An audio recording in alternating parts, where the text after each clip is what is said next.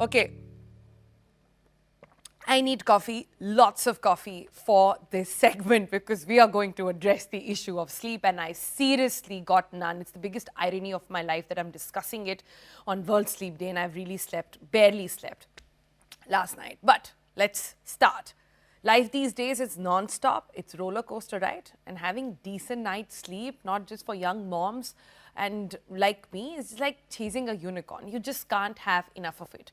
But before the pandemic, here's a statistic. In 2019, Indians were found to be the second most sleep-deprived people in the world. These stats now have gotten even worse because the pandemic just made everything harder, though habits haven't returned to normal.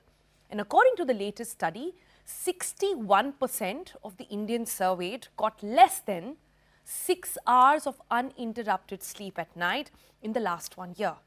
23% of those surveyed got up to 4 hours of uninterrupted sleep. I'm clearly in that category these days. Now, the latest numbers are a proof that Indians are just not sleeping well. But then, what are the causes for that really? They differ from people to people. Some, it might be medical conditions, it might be sleep apnea. We'll tell you more about that on the program. Kids or partner-related interruption, outside noises or the need to use the restroom or disturbances from calls, messages, it could be anything really. But today on World Sleep Day, let's understand the science of sleep. How does sleep really work? So let's talk about that a little bit. So we all have these internal clocks that decide when it's time to be up and when it's time to hit the hay. And these clocks follow cycles of roughly 24 hours and are influenced by various factors: light exposure, darkness, consistent sleep routines. As you sleep, you progress through different stages as well of sleep. And this stage of sleep is what defines the quality of sleep.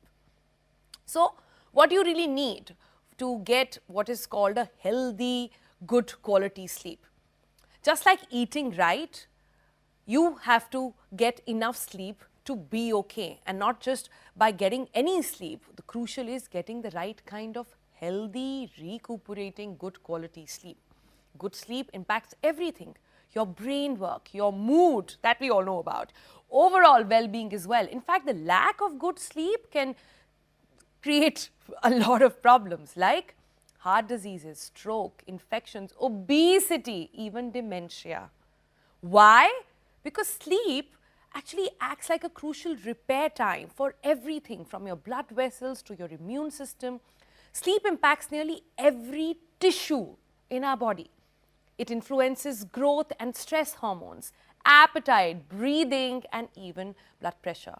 But did you know that when we sleep, there's a cycle where your heart rate, your breathing rate, your blood pressure fluctuate, and this process plays a significant role in your health.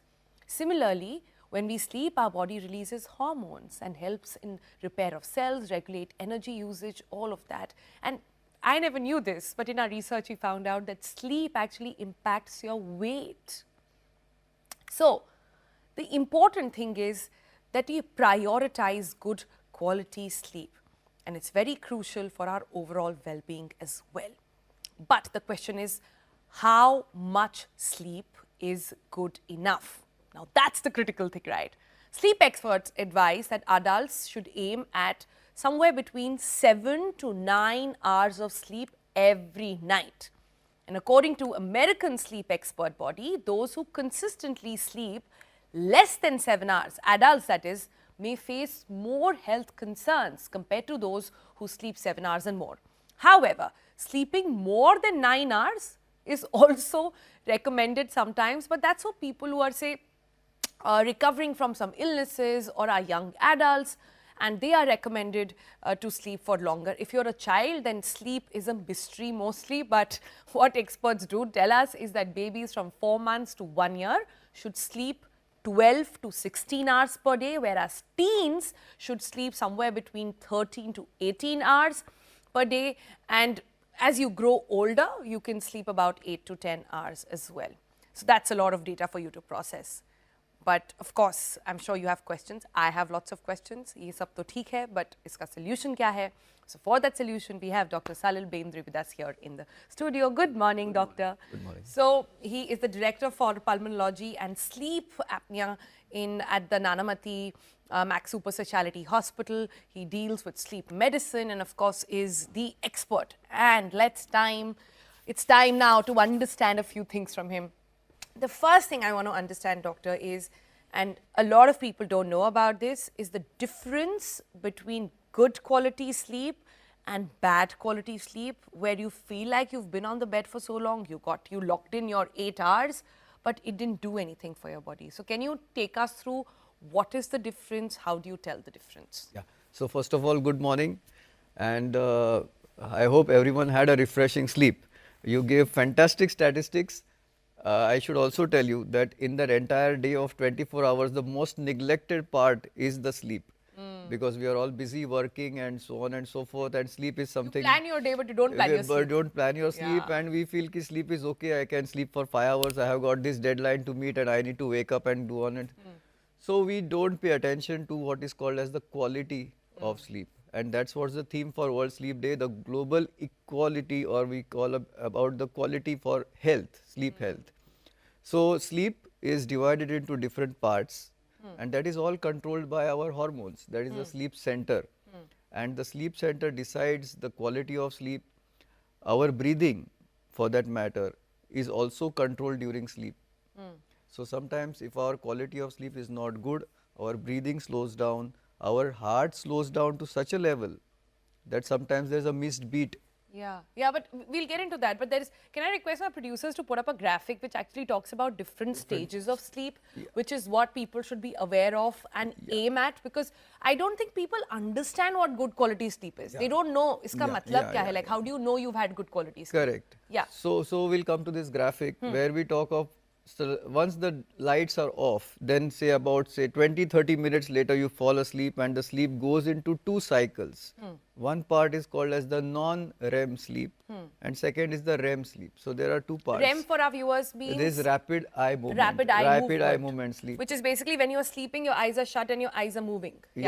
Involuntarily. Yeah. And non-REM sleep is the initial part. So that's a light sleep. So we hear people, as we discussed, light sleepers, I wake up quickly. So that's the initial part of sleep, which is about say 20% of the sleep. Gradually the sleep changes into the N2. N2, yes. Yeah, the N2 sleep, where the sleep increases to almost 30 to 40% of is the N2. And then it goes into the N3. Now N3 sleep is a very important sleep. It's one where there is a lot of restoration of the brain function. We start understanding, our brain starts realizing, and then all the toxins are removed from the brain, from the body, and that's where the N3 is very important. Now imagine that. If we go back to that graphic, you'll see the most We need to important go part back is to what that graphic. happens after N3. Yeah. Yeah. So if we go to the N3, as I mentioned, restorative. Now you get a mobile call. Suddenly, after about 1.5 hours of you hit the bed, you are breaking your N3. And the restorative sleep gets affected. And when you fall asleep again, it will again start from N1. So the REM sleep, which comes after the N3, is very important for our memory, for our intelligence, for our soundness. So again, that comes every 90 minutes. There is a cycle which goes through N1, N2, N3, then the REM sleep, then the non-REM sleep. So this keeps on happening. And once this gets fragmented. So REM sleep is the one which is most important. That's the one that's getting your body into a recovery mode, right? I would put it, REM sleep is important, but N3 is equally important because that's a restorative sleep. Got it. So sleep has its own cycles, it has got reasons, and somehow we don't really go into that. Right. But then, doctor, tell us this, that a lot of older people I know, people struggle with sleep, young and old both. We are seeing the statistic move more and more towards younger people now who are struggling with sleep. But largely, even our circles, we find people above 50, 60 finding it very hard to sleep. It could be they pop pills, but the regular complaint amongst the oldies these days is ki neend nahi aati hai. And they have time, they make arrangements for it, they lie on bed but toss for several hours. What could be the reason for that? So see, these are all multifactorial, but if you see physiologically, sleep reduces over age as age advances because our hypothalamus, that's a part of the brain, it also controls the circadian rhythm. What is this Yes. circadian rhythm? Is the normal sleep cycle. Yeah. There is a small hormone called as melatonin. So that reduces, the effect of that on the brain reduces as age advances. So I would For all adults, it for should be for 8 almost 34% hours. of people, they have lack of sleep or their amount of sleep starts reducing. Okay, and then there are other factors like people who are in the elderly age group, they go for urination frequently, so their sleep gets again broken down, or there is a lot of depression which comes in, or they sleep more in the daytime.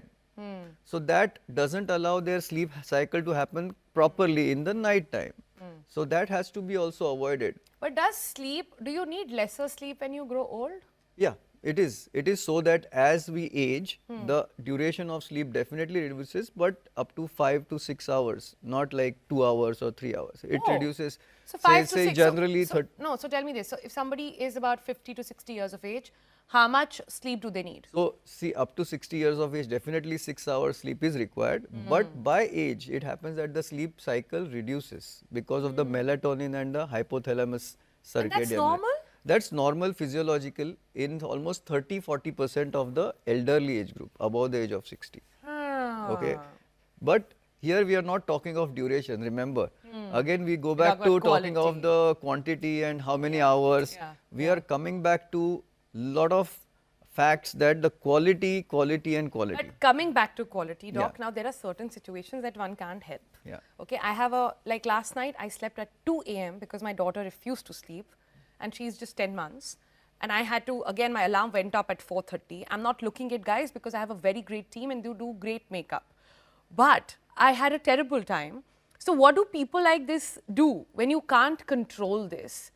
Is there a coping mechanism? Can I like go back and take a cat nap? Will that restore my cycle? Will that help my body? Yeah. So that's a very practical, very common question. Yes, whenever there are issues like a child, which you can't ignore and you can't neglect it, you need to have your sacrifices done for that. You can always go back to a power nap. They have shown to be helpful and useful, but power nap does not mean 2 hours. Okay, 20-minute power nap is adequate. It does restore. It is helpful, but it's a 20 one-off- minute. Yeah, Huh. it's a one-off situation. I mean, don't have that. Okay, every day I will sleep less in the night, and the next day morning or afternoon I'll take a 40 minutes nap, and that doesn't neutralize. You know, there are people who smoke and say, I will run extra for 2 kilometers. And that doesn't equate. Yeah, it doesn't work like In that. the world of health, that doesn't Yeah, equate. yeah. Yeah. You should be like that professor in 3 Idiots who took like a 7-minute power nap Or- and you know that is how he made his day and all of that, right? But coming to the most critical problem, and this is a serious one, when it comes to sleep, there's something called sleep apnea that you and I were discussing, which is now a reason for fatality, for death. Can you explain to our viewers why it is so critical, and especially for people who are obese, people who snore, people who have a high blood pressure situation? Correct. These people need to be extra careful about their sleep. Why? Correct. So, Sonal, very important point. We are talking of a disease or an illness or a syndrome, I should say, which is called as sleep apnea. Apnea means breathing stops for more than 10 seconds and allows the oxygen to go down to severely low levels, where a person may actually suffer a heart attack in sleep or a brain stroke in sleep, and no one will realize, even the patient doesn't understand that this is They just call happening it a stroke. They never say it's sleep apnea. Yeah, it's never. So, unfortunately, we are not aware that there is an element called as sleep apnea, where the person gets a lack of oxygen, and there are. But how do I know? How does one know ki So, sleep apnea hai? it's very easily put up. One, if you are a snorer, there is a high chance that you have sleep apnea. One, snoring doesn't mean that you are unhealthy or you are bad, but snoring means that you should screen yourself to rule out sleep apnea. Second, if you are overweight. Now, when I say overweight, it means check your height in centimeters, check your weight in kgs. Okay, I'm getting to understand that there's some issue with Dr. Salil's mic, but just to sort of recap that while my producers fix that for him, what he's trying to say is that there is something called a sleep test that is now available for how much For 8,500. For about 8,500 rupees, if you get that sleep test done, they sort of monitor your sleep overnight and they tell you what are your issues. This is serious because this can stop strokes. This can ensure that especially those who are struggling, like I said, with snoring, with high blood pressure, whose body mass index is not okay, that means they're fat and obese. These people need to be extra careful. So get yourself tested and be more aware on this World Sleep Day. Thanks so much, Thank you. Dr. Salil, for joining us with that. That was quite an eye-opener. And if you have these facilities around you, then there's no harm getting it done and understanding and being more aware of your body.